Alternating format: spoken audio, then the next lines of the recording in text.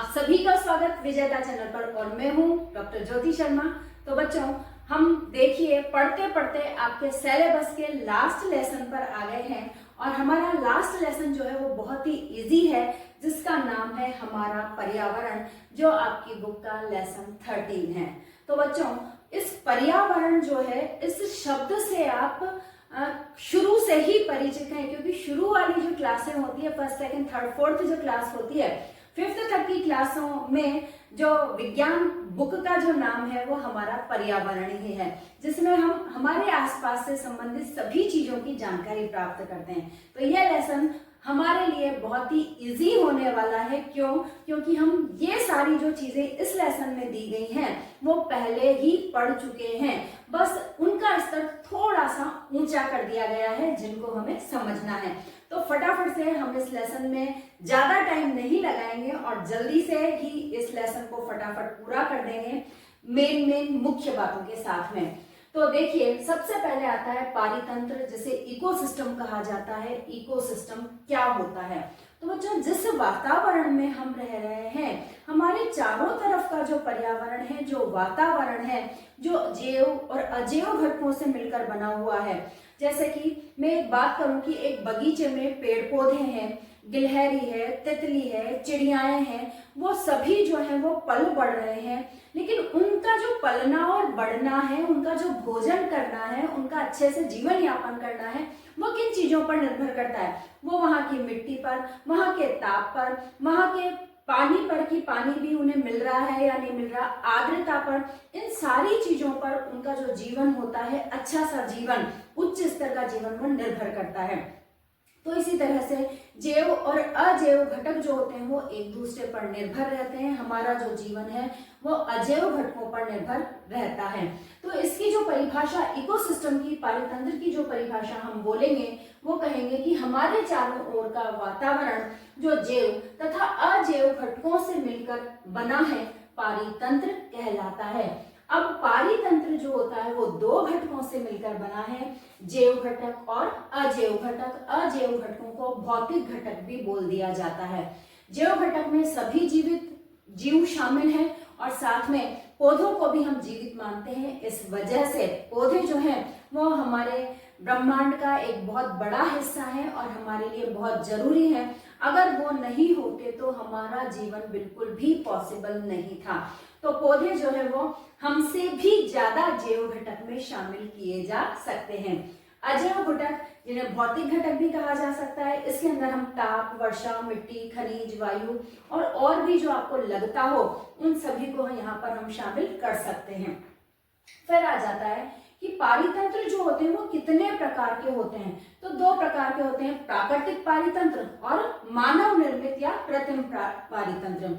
तो प्राकृतिक पारितंत्र तो सभी जगह जो देखें, जो ऊपर वाले ने बनाई है, एक वन का उदाहरण ले सकते हैं, एक तालाब ले सकते हैं, झील ले सकते हैं, नदियां ले सकते हैं, समुद्र ले सकते हैं, रेगिस्तान ले सकते हैं, जहां पर कि जैव और अजैव दोनों तरह के घटक हैं। वो सभी जो पारितंत्र है वो प्राकृतिक पारितंत्र के अंतर्गत आते हैं। और मानव निर्मित या कृत्रिम पारितंत्र किसे कहते हैं? जो भाई मानव ने निर्मित किया है। तो मानव ने क्या क्या निर्मित किया है? तो बगीचा, खेत, जल जीवशाला, जिसे एक्वेरियम भी कहा जाता है, मछली घर देखा होगा बच्चों आपने, जिसमें घर में लोग बड़े से जार में लेकर और 2, 5, 10 मछलियों को पाल लेते हैं, उन्हें जल जीवशाला या एक्वेरियम कहा जाता है। तो इस तरह के जो कुछ पारितंत्र हैं वो कृत्रिम पारितंत्र या मानव निर्मित पारितंत्र कहलाते हैं। अब आपके एग्जाम में इस लेसन में से जो रिक्त स्थान वाला प्रश्न पूछा जाता है या अबसद वाला मल्टी चॉइस वाला जो प्रश्न पूछा जाता है, वो पूछा जाता है कि भाई मानव निर्मित पारितंत्र का उदाहरण दीजिए। तो 4 ऑप्शन में से इनमें से जो लिख रहा हो वो आपको लगाना है। रिक्त स्थान में पूछ लिया जाता है जल जीवशाला या एक्वेरियम लिखकर कि एक्वेरियम कौन से पारितंत्र का उदाहरण है? तो कृत्रिम पारितंत्र का उदाहरण है। ठीक है बच्चों, आगे चलते हैं। इसके अंदर हमने कहा, अभी बात करी कि जैव घटक और अजैव घटक दो से मिलकर बना है। अजैव घटकों के बारे में हमने जान लिया। अब जैव घटकों के बारे में हम पूरी जानकारी प्राप्त करते हैं। तो जैव घटक जो होते हैं वो दो प्रकार के हो सकते हैं, एक तो उत्पादक और एक उपभोक्ता। उत्पादक में आप जानते हैं जो उत्पन्न कर रहे हैं, तो उत्पन्न कौन कर रहा है? सभी पौधे जिनमें क्लोरोफिल पाया जाता है वो अपने क्लोरोफिल की उपस्थिति में सूर्य के प्रकाश ऊर्जा को प्रकाश संश्लेषण की प्रक्रिया के द्वारा, रासायनिक प्रक्रिया के द्वारा अकार्बनिक पदार्थों को वो कार्बनिक पदार्थों में, स्टार्च में, मंड में, ग्लूकोज में परिवर्तित कर देते हैं, या फिर हम कह सकते हैं कि अकार्बनिक पदार्थों को कार्बनिक पदार्थों में परिवर्तित कर देते हैं। तो ऐसी क्षमता जिन जीवों में होती है वो उत्पादक कहलाते हैं। और निश्चित रूप से आप जानते हैं कि ये क्षमता केवल पौधों में ही पाई जाती है, इसलिए उत्पादकों में हम सिर्फ हरे पौधों को ही शामिल करेंगे। इसके अलावा नील हरित शैवाल जो होते हैं उन्हें विनील हरित जीवाणु जो होते हैं, क्योंकि उनके अंदर भी क्लोरोफिल पाया जाता है, तो उन्हें भी हम इसके अंदर शामिल कर सकते हैं। तो कैसे लिखा जाएगा? उत्पादक को इंग्लिश में कहा जाता है प्रोड्यूसर्स। तो जो जीव सूर्य की प्रकाश ऊर्जा को प्रकाश संश्लेषण की क्रिया द्वारा रासायनिक ऊर्जा में परिवर्तित करते हैं, या जो जीव अकार्बनिक पदार्थों को कार्बनिक पदार्थों में बदल देते हैं, उत्पादक कहलाते हैं। उदाहरण है सभी पौधे और नील हरित जीवाणु। ठीक है बच्चों, अगला आ जाता है उपभोक्ता, कंज्यूमर्स ने कहा जाता है। तो वे जीव जो उत्पादकों द्वारा उत्पादित भोजन पर प्रत्यक्ष या परोक्ष रूप से निर्भर होते हैं, उपभोक्ता कहलाते हैं। और इसमें शामिल है सभी जीव जंतुओं के साथ हम मनुष्य भी। ठीक है बच्चों, तो उपभोक्ता का मतलब यानी जो जीव डायरेक्ट रूप से, प्रत्यक्ष रूप से पौधों को खा रहे हैं, जैसे कि हिरण हो सकता है, गाय हो सकती है, कोई भी हाथी हो सकता है, कोई भी हो सकता है, तो वो तो डायरेक्ट रूप से, प्रत्यक्ष रूप से निर्भर है। और अप्रत्यक्ष रूप से निर्भर है कि जो पौधों द्वारा उत्पादित भोजन को खा रहे हैं, जैसे कि मनुष्य तो गेहूं, चावल, सब्जियां, फल ये सब हम खाते हैं, तो पौधों द्वारा उत्पादित पदार्थों को खा रहे हैं। हम भी एक तरह से प्रत्यक्ष रूप से ही हुए। अप्रत्यक्ष रूप से कौन हुआ? परोक्ष रूप से कौन हुआ? परोक्ष रूप से हुआ जो उन छोटे जीवों को खाते हैं, यानी कि मांसाहारी जीव। अगर वो शाकाहारी जीव नहीं होते तो मांसाहारी जीव किसको खाते हैं? तो मांसाहारी जो जीव हैं वो उत्पादकों पर अप्रत्यक्ष रूप से निर्भर करते हैं। ठीक है, तो इस तरह से जो उत्पादकों द्वारा उत्पादित भोजन पर प्रत्यक्ष या परोक्ष रूप से, डायरेक्टली और इनडायरेक्टली निर्भर होते हैं, वो उपभोक्ता कहलाते हैं। सभी जंतु इसके अंदर शामिल हैं। अब इन उपभोक्ताओं को बांटा गया है 5 भागों में: शाकाहारी, मांसाहारी, सर्वाहारी, परजीवी और अपमार्जक। इनको हम अलग अलग देखते हैं। शाकाहारी हर्बीवोरस, मतलब आप समझ गए होंगे, जो केवल पौधों को या फिर उनसे उत्पादित पदार्थों को ही खाते हैं, फल को, फूलों को, पत्तियों को, उनको ही खाते हैं। ऐसे वाले जो जीव होते हैं वो शाकाहारी कहलाते हैं। उदाहरण है गाय, हिरण, चिड़िया आदि, और बहुत सारे जो उदाहरण हैं इन सभी के, वो आप अपने पर्यावरण में से देखकर लिख सकते हैं। मांसाहारी जो कि होता है कार्निवोरस, तो वे जीव जो अपने से छोटे जीवों को खाते हैं मांसाहारी कहलाते हैं। तो लोमड़ी, शेर, बाज, बहुत सारे उदाहरण मांसाहारी के हो सकते हैं। सर्वाहारी ओमनिवोरस, वे जीव जो पौधों पर तो निर्भर है ही, पौधों को और पौधे द्वारा उत्पादित पदार्थों को तो वो खाते ही हैं, साथ में वो मांस भी खाते हैं। ऐसे जो जीव हैं वो सर्वाहारी कहलाते हैं। मनुष्य उनमें शामिल है, क्योंकि मनुष्य अनाज तो खा ही रहा है, फल फूल तो खा ही रहा है। इसके अलावा कुछ मनुष्य जो होते हैं वो मछली भी खाते हैं, बकरी भी खाते हैं, मुर्गी भी खाते हैं, तो वो मांस भी खा रहे हैं। तो ऐसे मनुष्य के अलावा जो और उदाहरण है वो चूहा, उल्लू और कई सारे हो सकते हैं। फिर नेक्स्ट जो आ जाता है वो आ जाता है परजीवी, पैरासाइट। वे जंतु जो दूसरे जीवों के शरीर में पाए जाते हैं, या तो शरीर के अंदर या शरीर के बाहर कहीं पर भी।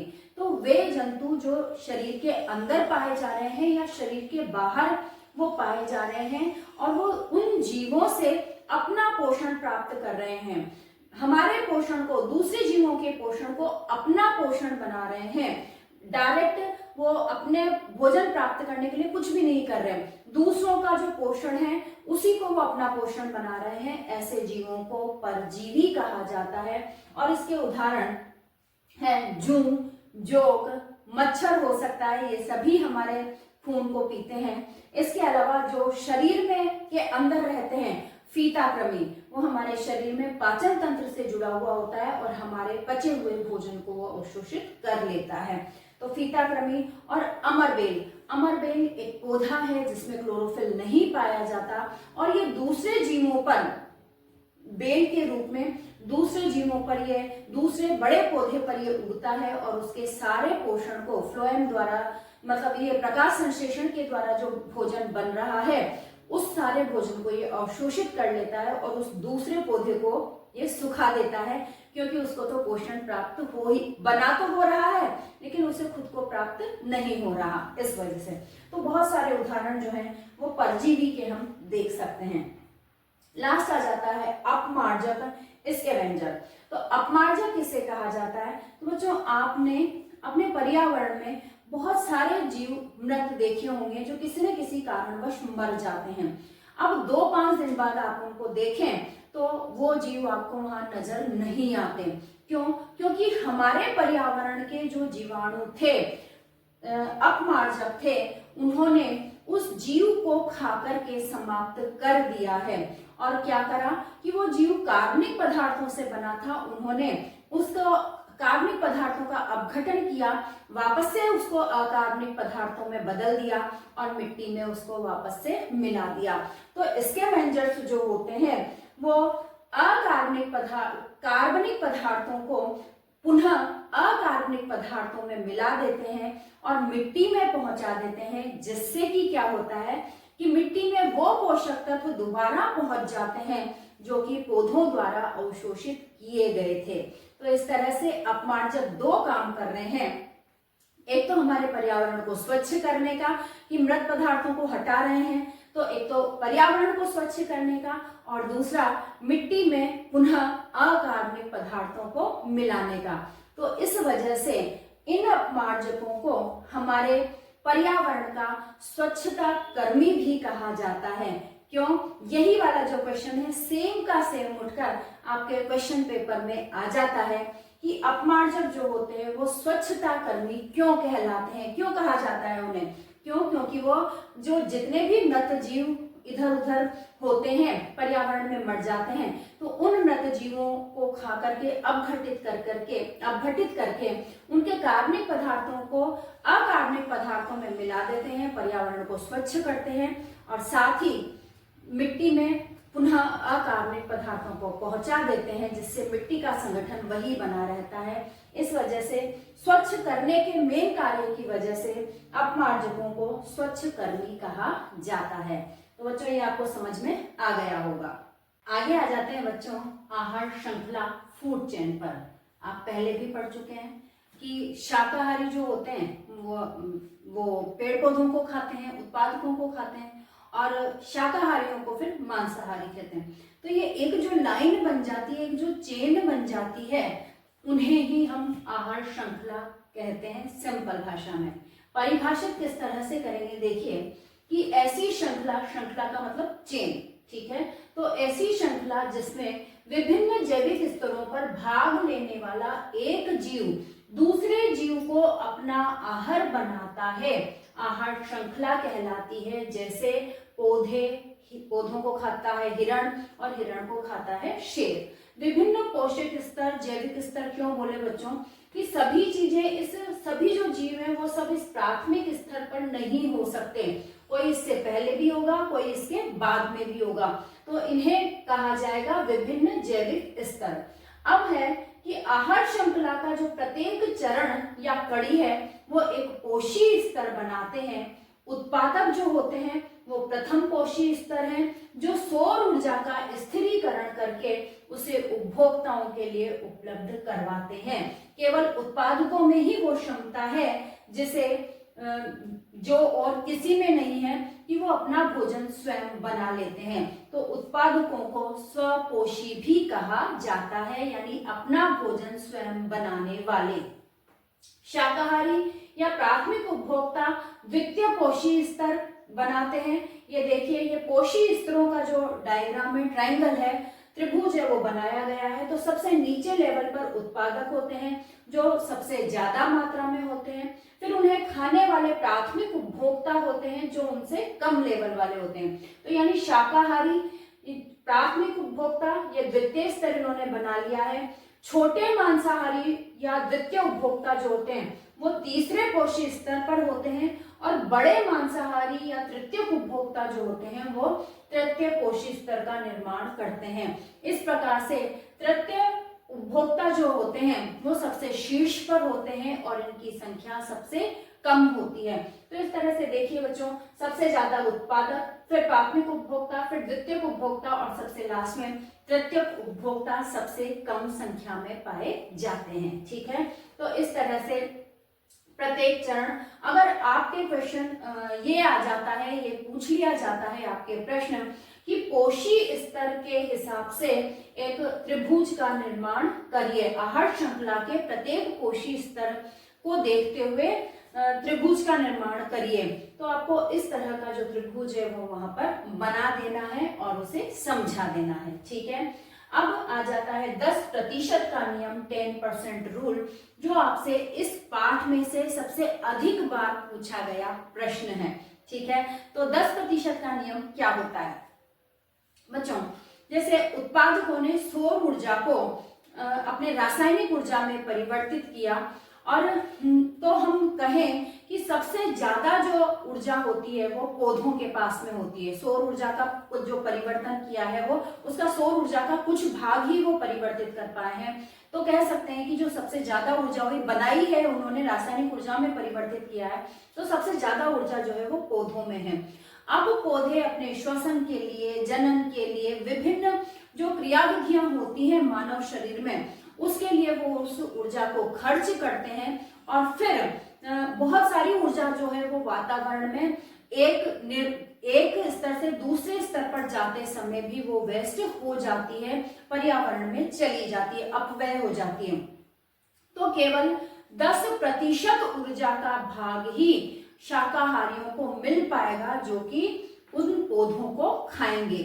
अब शाकाहारियों ने भी उस ऊर्जा का अपने दैनिक प्रक्रियाओं में उपयोग किया। उसके बाद में जब कोई मांसाहारी शाकाहारी उस शाकाहारी को खा रहा है, तो उस शाकाहारी की जो केवल 10% ऊर्जा है वो ही उस मांसाहारी को मिल पाएगी। यानी पूरी की पूरी जो ऊर्जा है वो आगे ट्रांसफर नहीं होती। कुछ ऊर्जा तो अपने दैनिक कार्यों में वो जो जीव जंतु है वो खर्च कर लेते हैं, और कुछ ऊर्जा जो है वो ट्रांसफर, स्थानांतरण के समय जब एक कोशी स्तर दूसरे कोशी स्तर को खा रहा है तो उस समय वो जो काफी ऊर्जा है वो अपव्यय हो जाती है वातावरण में। तो इस तरह से केवल 10 ऊर्जा का केवल 10% भाग ही अगले कोशी स्तर तक पहुंच पाता है, और इसे ही 10% का नियम कहते हैं। लिखेंगे कैसे इसे? देखिए, आप इस चीज को, ये बल्कि मैं कहूंगी कि ये जो पूरा बोर्ड लिखा हुआ है वो ही बहुत इंपॉर्टेंट है, तो आप इस सभी को अपनी कॉपी में लिख लीजिए। तो 10% का नियम क्या है कि इस नियमानुसार ऊर्जा का केवल 10% ही खाद्य श्रृंखला में एक स्तर से अगले स्तर तक स्थानांतरित होता है। शेष 90% ऊर्जा जीव के जीवन की प्रक्रियाओं जैसे पाचन, जनन, गति बहुत सारी हो सकती हैं, उनमें खर्च हो जाती है। जैसे अब एक उदाहरण दिया है कि कैसे अपन इसको सिद्ध कर सकते हैं। जैसे यदि पौधे 1000 जूल ऊर्जा बनाते हैं तो 100 जूल ऊर्जा ही शाकाहारियों को मिलेगी, यानी उसका 10% हो गया 1000 का, तो 100 जूल ही शाकाहारियों को मिल रही है। तो अब शाकाहारियों को 100 मिली, तो उनको जो खाएंगे तो 100 का 10% क्या हुआ? 10 हुआ।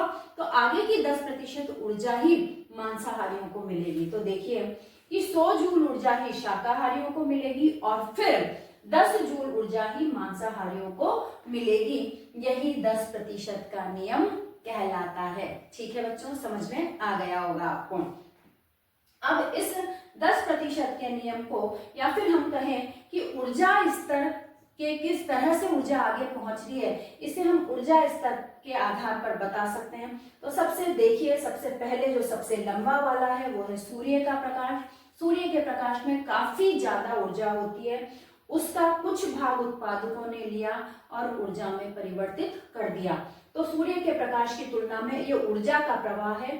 सूर्य के प्रकाश की तुलना में कम ऊर्जा हुई उत्पादकों में। अब उत्पादक से शाकाहारी जब इन उत्पादकों को खाते हैं तो उत्पादकों से कम ऊर्जा शाकाहारियों में आती है, और फिर शाकाहारी जब मांसाहारी शाकाहारियों को खा रहे हैं तो शाकाहारियों की तुलना में बहुत कम ऊर्जा मांसाहारियों को मिलती है, और शीर्ष पर जो मांसाहारी होते हैं, बड़े जो मांसाहारी जीव होते हैं, उन्हें बहुत ही कम ऊर्जा जो है वो प्राप्त हो पाती है।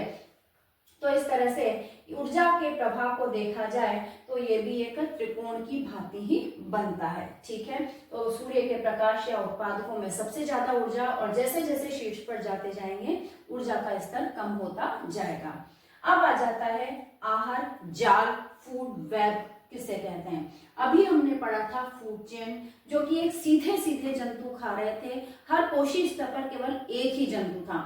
लेकिन अब जब फूड वेब पढ़ रहे हैं तो हर पोषी स्तर पर दो या दो से अधिक जो है वो जीव हो सकते हैं। हमारे पर्यावरण में करोड़ों जीव है और एक पोषी स्तर पर हजारों सैकड़ों जीव जो है वो हो सकते हैं।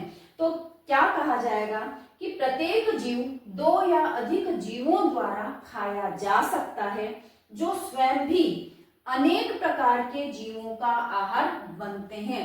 वो खुद भी बहुत सारे जीवों का आहार बन सकता है और वो खुद भी बहुत सारे जीवों को खा सकता है।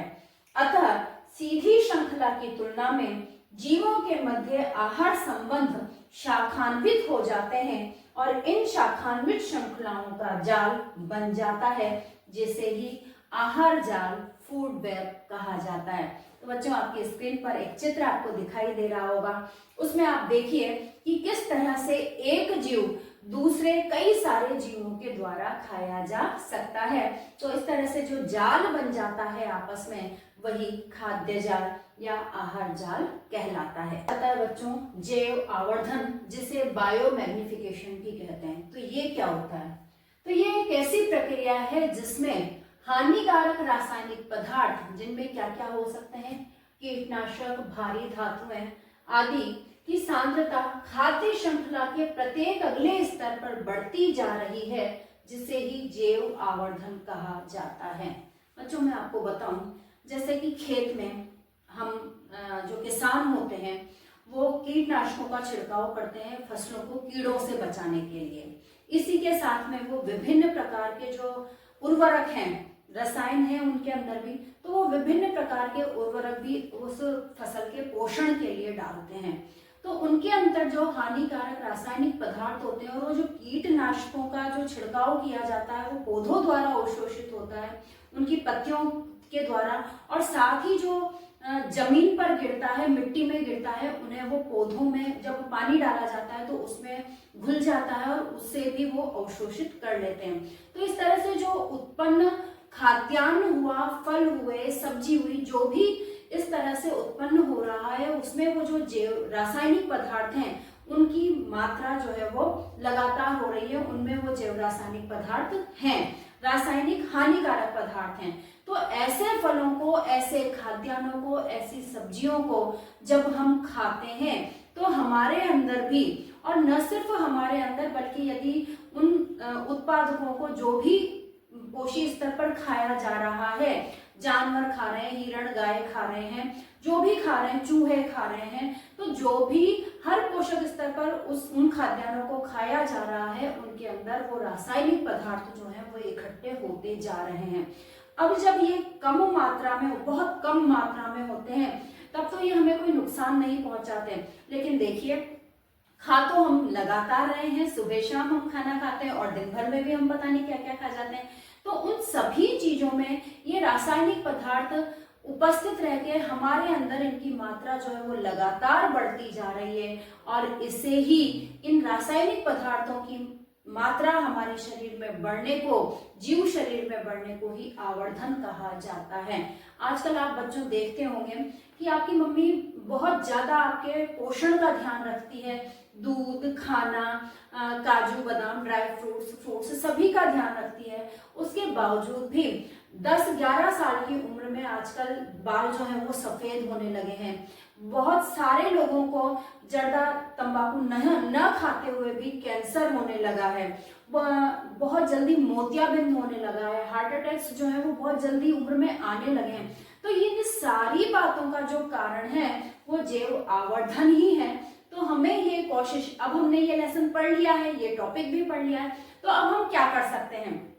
हमें ये कोशिश करनी चाहिए, आप में से आपको पता है कि अधिकतर जो हमारे राजकीय विद्यालयों के जो बच्चे हैं वो गांवों से ही बिलोंग करते हैं। तो गांवों में रहने वाले ये जो बच्चे हैं वो अधिकतर कृषक परिवार से ही आते हैं। तो आप लोग अपने पापा को कहिए या आप लोग अपने खेतों में ज्यादा से ज्यादा जो ऑर्गेनिक खाद है, केंचुओं वाली जो खाद है, उसका उपयोग कीजिए। तो हमारे ऑर्गेनिक फसलें उत्पन्न होंगी जिससे कि हमें कोई नुकसान नहीं होगा। तो आप ये कोशिश कीजिए कि पीड़कनाशियों का प्रयोग और जो रासायनिक कृत्रिम उर्वरक जो होती है या जो कोई भी हानिकारक रासायनिक पदार्थ हम फसलों में छिड़काव करते हैं उनका उपयोग कम से कम किया जाए। तो इस तरह से जैव आवर्धन में हमारे कमी होगी और हमारा स्वास्थ्य जो है वो सुधर पाएगा। ठीक है बच्चों, ये वाला जो क्वेश्चन और 10% का नियम, ये दोनों प्रश्न अल्टरनेटिव रूप से आपके पेपर में पूछे जाते हैं। तो 100 नहीं बच्चों, 110% में कहूंगी कि ये वाला जो दोनों क्वेश्चन है, जैव आवर्धन और 10% का नियम, आपके पेपर में आते ही आते हैं। तो आप इन दोनों को ही बहुत अच्छे से याद कीजिएगा। बच्चों, आपको पता होगा, जैसा कि मैंने कहा कि हमारा ये लास्ट लेसन चल रहा है, तो सभी जो लेसन है आपके, उनके जो उन पर बेस्ड बनने वाले क्वेश्चन हैं, उन क्वेश्चंस के वीडियो में पहले ही बना चुकी हूँ। तो आप उन क्वेश्चंस को, इंपॉर्टेंट आने वाले क्वेश्चंस को बहुत अच्छे से, वो वाले जो अलग वीडियो बनाए हैं मैंने, उनको बहुत अच्छे से देखिए। और जो आने वाले सभी प्रश्न हैं, पिछले बार भी हमने जो प्रश्न बताए थे जिस लेसन में से, वो हमारा 100% जो क्वेश्चन पेपर था वो बैठा था बच्चों। तो आप जो पेपर बनाए, मैं पहले वीडियो बना चुकी हूँ उनके, वो जरूर देखिए। और अभी मैं आपके लिए इनमें से आने वाले जो मल्टीपल क्वेश्चंस होते हैं, रिक्त स्थान होते हैं, आपको पता है कि आपके 35 नंबर का जो क्वेश्चन पेपर है वो मल्टीपल क्वेश्चन वाला, रिक्त स्थान वाला और एक शब्द में आंसर देने वाला होता है। तो उस तरह के जो वीडियो हैं, हर लेसन में से इम्पोर्टेंट क्वेश्चंस वो मैं बना रही हूँ और बना भी दिए हैं 1-2 लेसन्स के मैंने। तो आप उन्हें ध्यान से देखिए, वो वाले वीडियो और ये वाले तो हम लगातार पढ़ ही रहे हैं। और वो क्वेश्चंस वाले जो वीडियो हैं, ये आप लोग एक लेसन के बहुत अच्छे से देख लेंगे तो बिल्कुल मैं ये 100% श्योर हूँ कि आपके बहुत अच्छे नहीं बच्चों, बहुत ही अच्छे नंबर आएंगे। साथ ही इस विज्ञान विषय को आपको जीवन में भी उतारना है, ये बात आपको याद रखनी है। तो हर लेसन में से जो हमारे दैनिक जीवन के लिए उपयोगी है, पढ़ना तो है ही, नंबर तो लाने ही हैं, लेकिन हर लेसन में से हमारे दैनिक जीवन के लिए जो उपयोगी है, उन बातों को भी आप ग्रहण करते चलिए और उन बातों को जीवन में उतारते चलिए।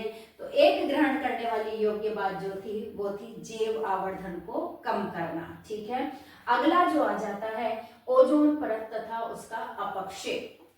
तो बच्चों, बहुत सारी हमारी मानवीय क्रियाएं ऐसी हैं कि हम हमारे ही पर्यावरण को, जो हमारे लिए बहुत हेल्पफुल साबित हो रहा है, उसके बावजूद भी हम हमारे पर्यावरण को ही नुकसान पहुंचाते हैं। उन नुकसानों में से एक है ओजोन परत का अपक्षय और दूसरा है कचरा। तो इस कचरे का भी प्रबंधन हमें करना पड़ेगा और ओजोन परत का जो अपक्षय हो रहा है उसे भी हमें सॉल्व करना पड़ेगा। तो क्या है ये ओजोन परत? आप सभी जानते हैं कि ओजोन परत वायुमंडल के समताप मंडल में 15 किलोमीटर दूर स्थित है। यानी कि ये वायुमंडल पृथ्वी से 15 किलोमीटर दूर स्थित है ओजोन परत, और यहाँ पर ओजोन गैस की अधिकता होने के कारण इस परत को ओजोन परत का नाम दिया गया है। ओजोन का जो सूत्र है वो है O3 और ऑक्सीजन का जो सूत्र है वो है O2। देखिए बच्चों, एक परमाणु के अंतर से कितना ज्यादा अंतर आ जाता है कि O2 ऑक्सीजन, जो कि हमारे लिए जीवनदायी है, जिसके बिना हम 2 सेकंड नहीं रुक सकते, और वहीं पर एक परमाणु ऑक्सीजन का और जुड़ने से यानी O3 बन जाने से वो हमारे लिए विष का काम करती है। पर ये ओजोन परत जो है पृथ्वी से जो वायुमंडल, पृथ्वी से जो 15 किलोमीटर की दूर पर है, वो वायुमंडल में हमें बचाने का काम करती है। क्या कार्य करती है कि ये वायु, सूर्य से आने वाली जो बहुत ज्यादा ऊर्जा की पराबैंगनी किरणें होती हैं, उन पराबैंगनी किरणों को ये अवशोषित कर लेती हैं और पृथ्वी पर नहीं आने देती।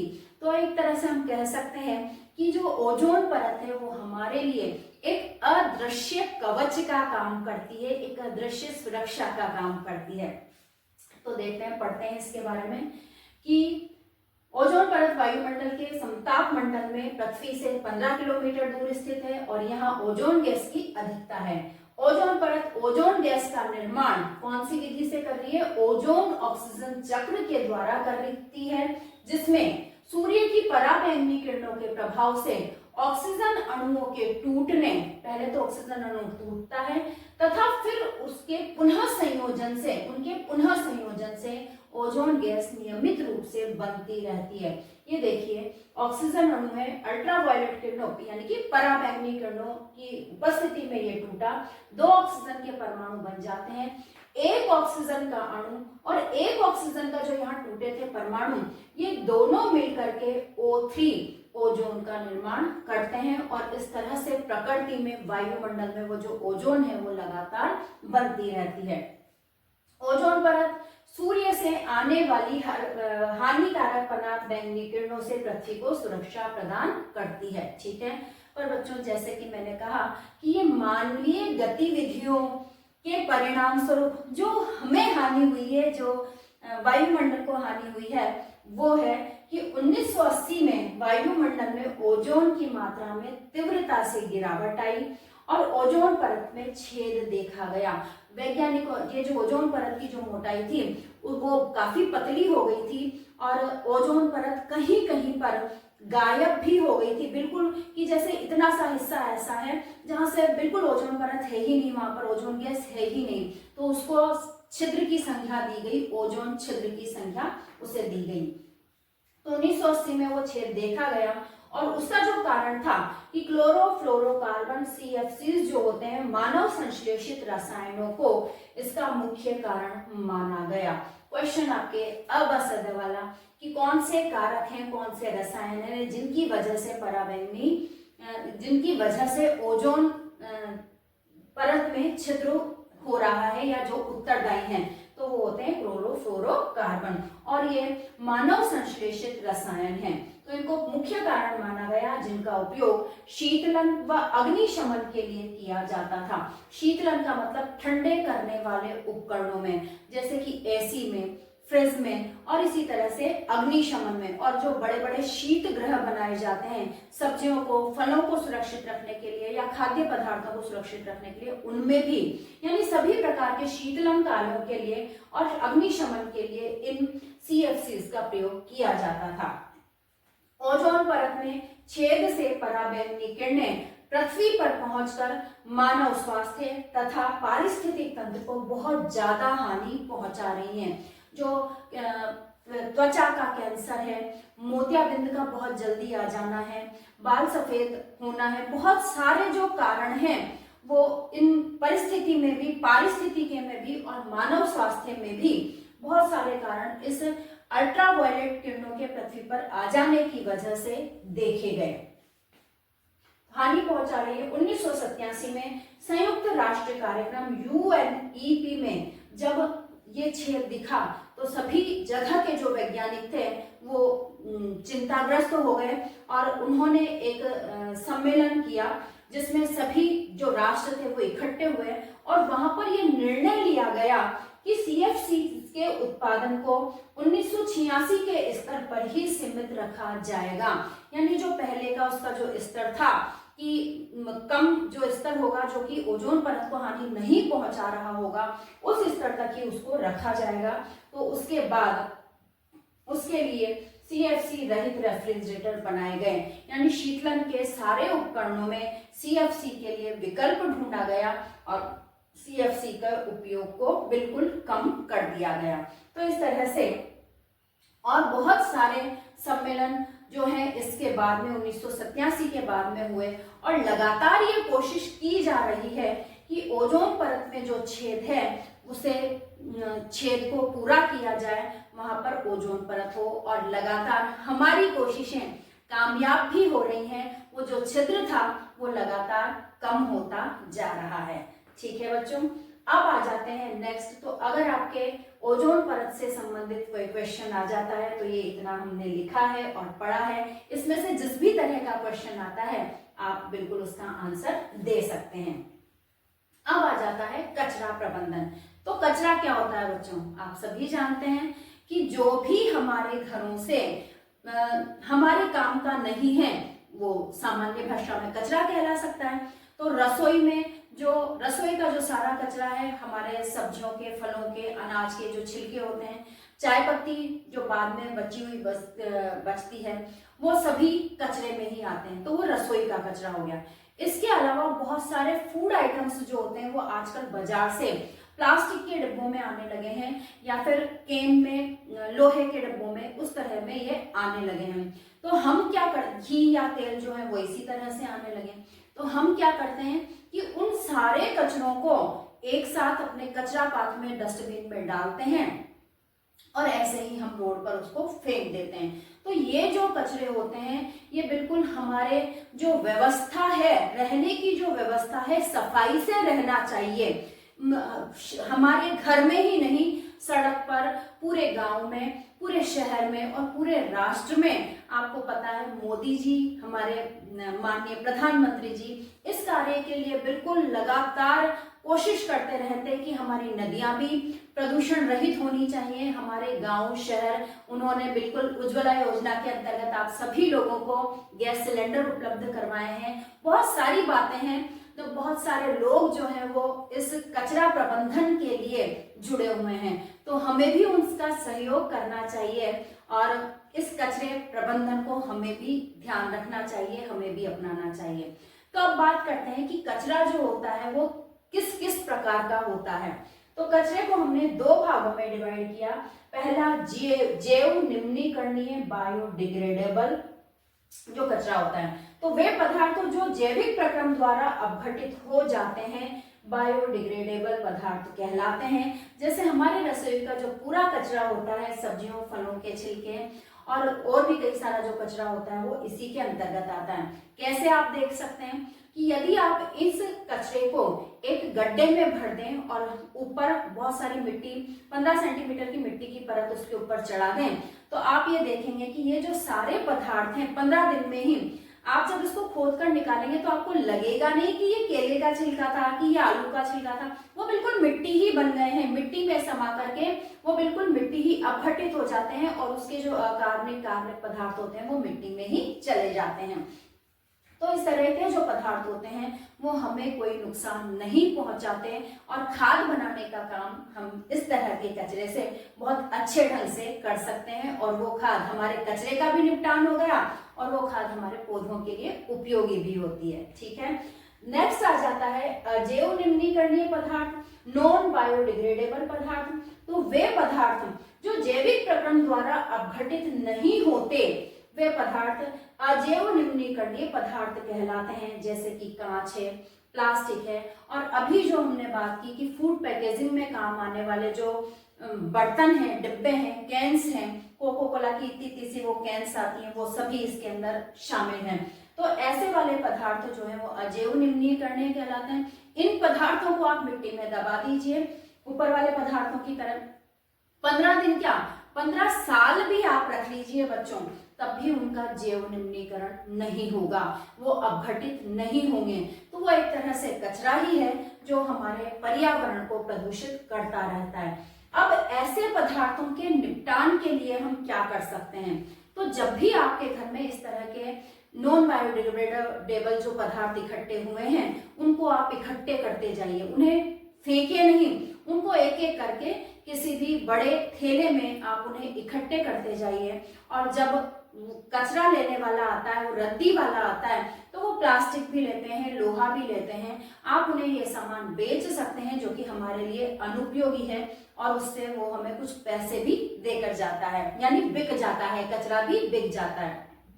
और अगर आप ऐसा नहीं करना चाहते तो उन प्लास्टिक के या उन केन्स में आप छोटे छोटे से पौधे लगा सकते हैं, बहुत सारा अच्छा आकार उनको दे सकते हैं। तो इस तरह से करके भी आप उनका उपयोग कर सकते हैं, या और कोई अन्य उपयोग जो आपके दिमाग में आता हो वो उपयोग आप इनका अपना सकते हैं। आपके पड़ोस में कोई घर बन रहा है, आसपास कोई घर बन रहा है, तो आप देखिए वहां भरावन के लिए नींव जब खुदती है तो फिर उसको फ्लोर को ऊपर करने के लिए वहां भरावन कचरा ही भरा जाता है, कचरा खरीद करके मंगवाया जाता है वहां पर।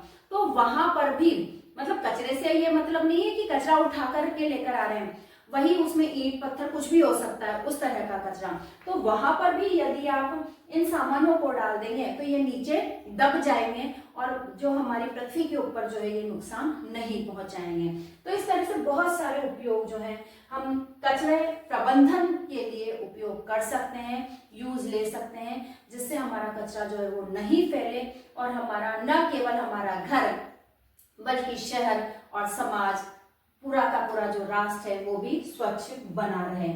इसके अलावा बच्चों आपने कप देखे होंगे, रेलगाड़ियों में बहुत सारे जो प्लास्टिक के कप चाय पीने के लिए मिलते हैं, तो लगातार इनमें भी सुधार हो रहा है। पहले प्लास्टिक के कप मिलते थे, फिर कुल्हड़ मिट्टी के जो बर्तन आते हैं, कुल्हड़ जो कप होता है वो मिलने लगा, और अब कागज से निर्मित कप मिल रहे हैं। तो ये कप भी एक तरह से प्लास्टिक वाले बहुत ज्यादा हानि पहुंचा रहे थे। फिर मिट्टी वाले बने तो साहब इतनी सारी मिट्टी का उपयोग हो रहा था, और फिर वो बने बनाए कुल्हड़ को हम ऐसे ही फेंक देते थे, तो उसको भी हटाया गया।